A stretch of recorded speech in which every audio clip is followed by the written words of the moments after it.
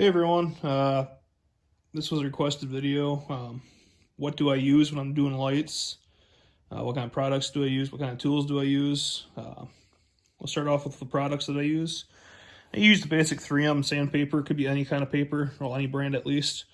I usually start with 1,000, 1,500, 2,000. I got a 3,500 or 2,500 sponge and a 3,000 sponge. And then I got a sanding block that is 900 grit for the real bad lights. Microfiber cloths are a good thing to have to clean. They're good for wiping down when you're done polishing them. I use Windex. That's the stuff with ammonia in it. That seems to work the best. If you watch the videos, you can see how I do it, but I'll use Windex as I'm wet sanding instead of water. The ammonia and the mix actually helps, well, it seems to help me at least, get the oils and stuff off the domes as I'm sanding. And then for the polish kit, I just use a basic Meguiar's Headlight Restore Kit from AutoZone. Last time I bought one, they're like 20 bucks. I use the same compound that comes with the kit. I don't know if the new kits come with the buffer wheel anymore, but I'm sure you can get these at auto part stores for dirt cheap too. They just attach to your drill. Yeah. So that's what I use for the cleaning materials or supplies. Let's show you what I use for tools, or commonly used tools. All right, so this is what I usually use for my tools. With these basic tools right here, you can do pretty much anything and everything with a light bar you can imagine. Got a soldering pump, roll solder, soldering iron, test light, which if you're doing installs, it comes in really handy. Basic DeWalt bit driver set. Angle grinder for cutting frames, cutting broken bolts. Anything you can think of doing with an angle grinder. Basic drill for the buffer pad. I use impact driver for doing end cap screws. Anything and everything you can think of on the inside that requires a screw or runs off a 1/4-inch bit. I buy my zip ties by a big bag. I think that was like a 10,000 pack bag. That lasts me about a year usually, depending on how much upfitting I'm doing or what kind of builds I'm doing. I got two different sizes of screwdrivers, flathead and Phillips. The older Aerodynamics and other bars that similar style use a flathead. That use the smallest flathead on, they'll actually run the head off the screw. So we use a big screwdriver for those. This is kind of a specialty tool. It's a pin set. They are expensive but worth every penny. These could take a wire harness. You can extract the pins on it. It's a pin extractor. You can do the wheel plugs. This is your most common tool for it.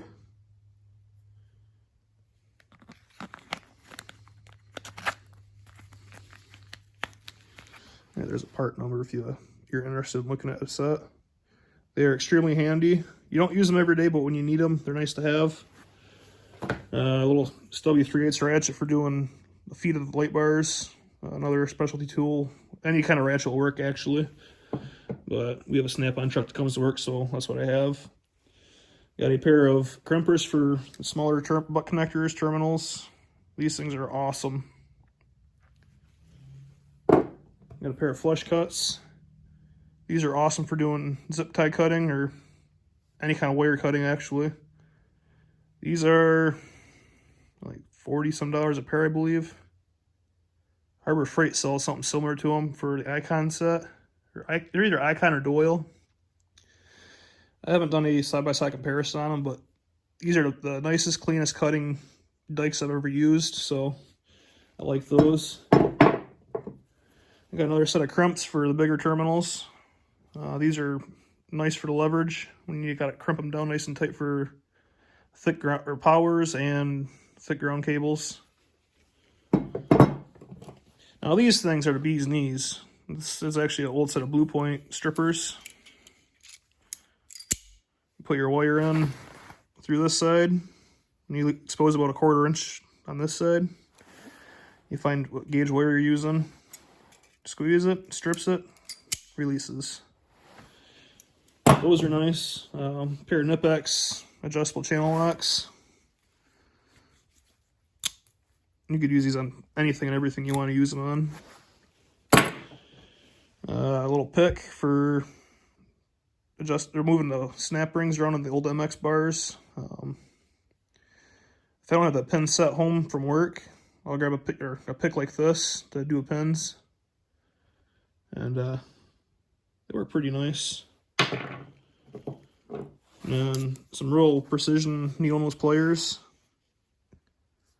These are nice for doing the stud caps for the edge bars. Little red cap that goes over the power supply bolts, or anything else you can think of that needs these little tight space grabbing. Then I got a ratcheting terminal crimper. These are pretty nice too. I use a speed square for when I'm cutting down frames for making mini bars or like a 36-inch MX or anything down the lines of that. I also use this for when I'm cutting down Liberty, Freedom, Edge, Patriot, and then Advantage lenses. Give you a nice straight edge, and then I run them either on a chop miter saw or I'll run them down a band saw. That's basically all the tools I use. The tools don't have to be Snap-on or off tool truck quality. You can get them at Harbor Freight, AutoZone, anywhere you want. But my theory is buy once, cry once. I like the quality of the tools, and they come to me every Friday, so if something breaks, I can warranty it out. Plus, I use these at work every day, so. Let's show you what I use for my power supply and testing equipment. Alright, so for my testing equipment and camera equipment, for the camera stuff, I use a regular tripod like that, flex head, a flexible tripod. And then I got 2 iPhones I record off of. I keep it basic and simple. My GoPro is too old for the GoPro app, so I used to use that. The audio was horrible. I always had that fish-eyed look for the lens. For the power supply, I want to say it's 30 or 40 amp, 120 volt. I have it wired out to a junction block, and I got 2 different separate leads. So if I'm powering up like an MX or something that draws a lot of power, I'll run these thicker cables on it. Put the power and then the ground through the loop, or like an edge bar or Freedom. Something's got a big power and ground wire. And then I'll use 2 smaller wires for the trigger wires on the light or on the accessories, whatever, single rotator, 2 rotators, mini bars. And then for my siren testing equipment, I got a junk speaker, basically, a knockoff, well, a cheap Chinese speaker. I put a resistor in parallel with it. I don't know if you can pick that up on the camera or not. I'm not sure how many ohm resistor that is, but it brings the sound down drastically and makes it tolerable so your neighbors don't get mad at you when you're testing at 2 o'clock in the morning like I used to do.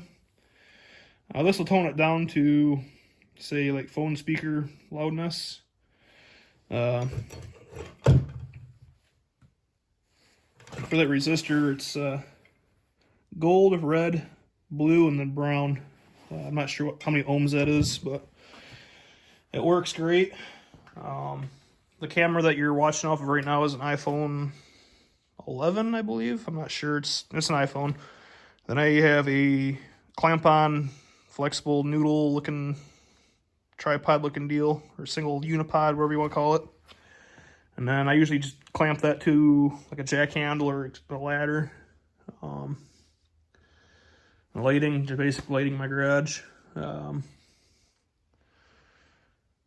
it's pretty simple setup for what I have. I don't want to put too much money into it because this is a hobby, not a full-time job anymore. So, yeah. So this is a little behind the scenes kind of deal to give you an idea what kind of stuff I'm working with here. It's pretty basic. I'd like to get a full-sized stand-up tripod. I'm not using clunky old loud objects every time I'm moving around. Table's pretty basic. Piece of plywood I had left over. A couple cheap junk sawhorses. Works for what I need to do. It's decent height. And then in the process of doing all this, I'm stumbling around all the junk in here. And then for my part storage and bars that I'm currently working on or upcoming projects, They're all stored in my bathroom in my garage. Don't mind the mess. There's too much crap in here laying around everywhere. So I got 8-9 bars deep. Got stuff on the shelves. All these boxes are full of parts, LED light heads. Table saw is a good table. And then I got more stuff on the bathroom sink. Boxes, parts, mini bars, towels.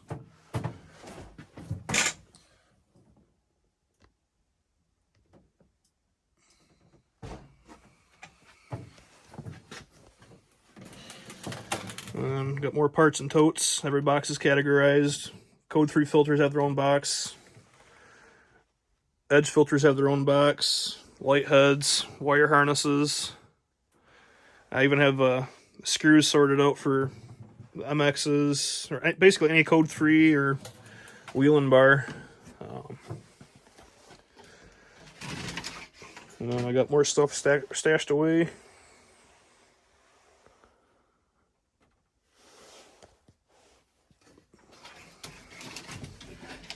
So everything that I build on this channel is basically from this shelf, or bars that I part out. My grandpa gave me the theory of make do with what you got. Don't go out and buy a bunch of stuff that you don't need to make something work. And there's more stuff I have stashed away. A lot of these boxes have to get sorted through still, just miscellaneous brackets, miscellaneous wires, power supplies, gun locks. And old Power and Gulls magazines from like 2010, 2008. I'm still in the process of finishing off my garage. Planning on doing plywood on the walls all the way around like I did on the back corner and on the ceiling. That's further down the line. Plywood's too expensive right now, thanks COVID. Most of my sirens, switch boxes, speakers, just random electronic boxes are all on the shelf here on the kitchen sink. I got probably about 20 sirens in the bottom corner. They're about 3-4 deep, all stacked up. I got a bunch of power supplies, just miscellaneous stuff, like LED light heads new in the box on the top shelf. Yeah, there's goodies everywhere in here. And then we're out here in my other garage. This is basically the overflow storage for what doesn't fit in the garage and the attic.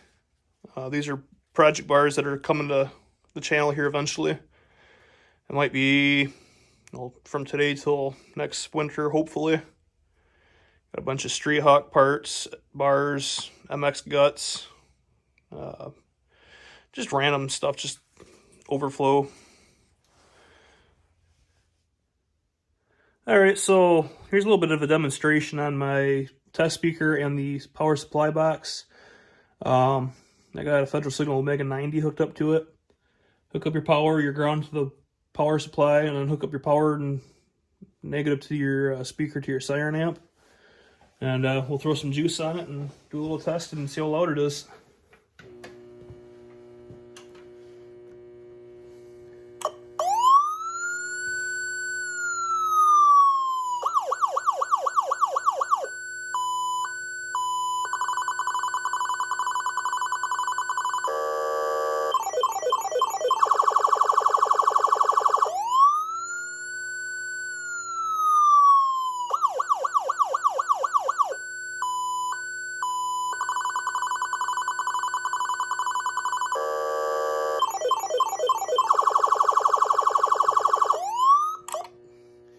Alright, so now we're going to hook up the actual 100 watt speaker to it, and I'll show you a sound difference on it.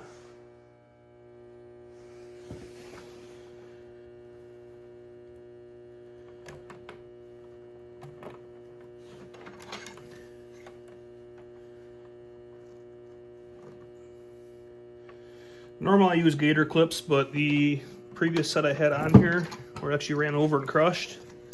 So I'm just twisting the wires together right now. That is on my to-do list on stuff to get fixed around here, is put new gator clamps on both leads. I don't have to twist wires around anymore, but here we go. Here's a 100 watt siren sound test compared to the reduced test.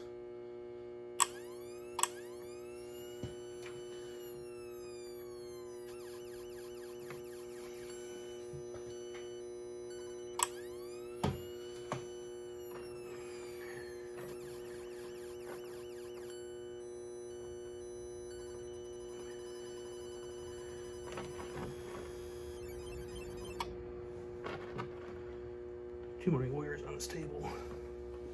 All right, let's try this again.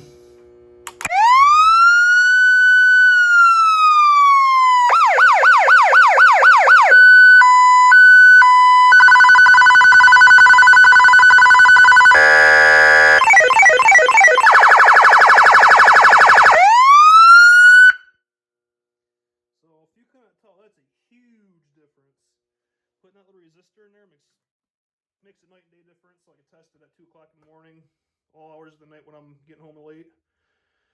But doing that little resistor trick will help you tremendously. I hope you enjoyed the little workshop behind the scenes tour. Please like and subscribe if you want. See you in the next one.